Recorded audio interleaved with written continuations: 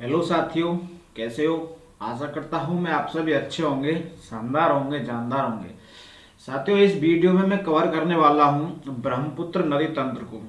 इससे पहले मैंने गंगा नदी तंत्र पे भी एक वीडियो बनाया हुआ है जो आपके एग्जाम के पॉइंट ऑफ व्यू से काफ़ी इम्पोर्टेंट था। वैसे ही जितना इम्पोर्टेंट गंगा नदी सिस्टम है उतना ही इम्पोर्टेंट ब्रह्मपुत्र नदी सिस्टम है। तो इससे क्वेश्चन आते ही आते हैं, इसलिए ये वीडियो भी आपको अवश्य देखना है, पूरा देखना है। अगर आप हमारे चैनल पर नए हैं तो प्लीज़ चैनल को सब्सक्राइब कर दें, साथ ही बेल आइकन को प्रेस कर दें जिससे हर वीडियो का नोटिफिकेशन आपके पास अवश्य पहुंचे। तो चलिए शुरू करते हैं बिना किसी देरी के। ये है ब्रह्मपुत्र नदी। ये जो रीजन है ये नेपाल रीजन है और ये ब्रह्मपुत्र तिब्बत से बहते हुए भारत के अरुणाचल प्रदेश राज्य से बांग्लादेश में होते हुए और ये बंगाल की खाड़ी में गिर जाती है। और बंगाल की खाड़ी में कौन सा डेल्टा बनाती है? ये गंगा और ब्रह्मपुत्र नदी सुंदरबन डेल्टा, जो पूरे विश्व का सबसे बड़ा नदिया डेल्टा है। अब बात करते हैं इसकी जो सहायक नदियां हैं, कौन कौन सी इसकी सहायक नदियां हैं और बाएं तरफ से कौन सी सहायक नदी है, दाएं तरफ से कौन सी सहायक नदी है, इन सभी पर हम बात करेंगे। ये है आपकी ब्रह्मपुत्र।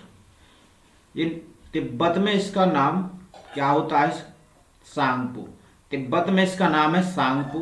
तिब्बत में ब्रह्मपुत्र को सांगपो के नाम से जानते हैं। ये भारत में जो यहाँ से प्रवेश करती है ये यांग याप दर्रा है। कौन सा दर्रा है? यांग याप दर्रा। यांग याप दर्रे से भारत में प्रवेश करती है और बंगाल की खाड़ी में जाके गिर जाती है। बाएं तरफ से और दाएं तरफ से कौन कौन सी नदियां हैं? तो बाएं दाएं में आपको कंफ्यूज नहीं होता है, जिस तरफ नदी बह रही है उस तरफ मुंह आप करके खड़े हो जाइए।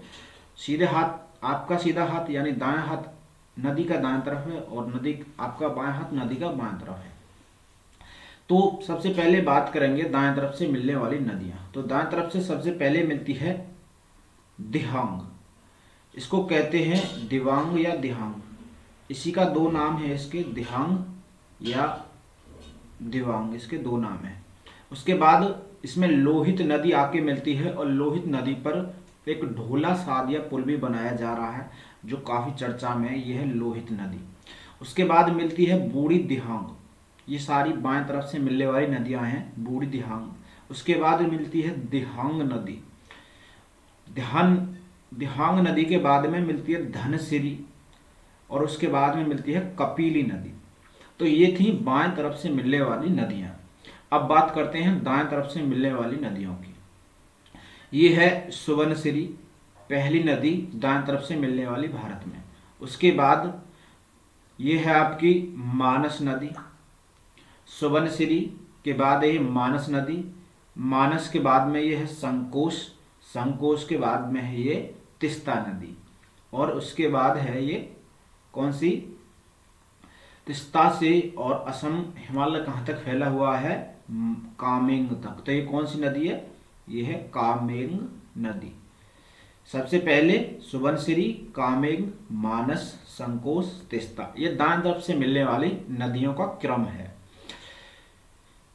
ब्रह्मपुत्र को असम में दिहांग कहते हैं, ये आप शायद जानते होंगे। इसीलिए कहते हैं क्योंकि दिवांग नदी इसमें आकर मिलती है, या इसी नदी का नाम दिहांग नदी है तो इसी के नाम पर अरुणाचल प्रदेश में इसका नाम पड़ जाता है दिहांग नदी।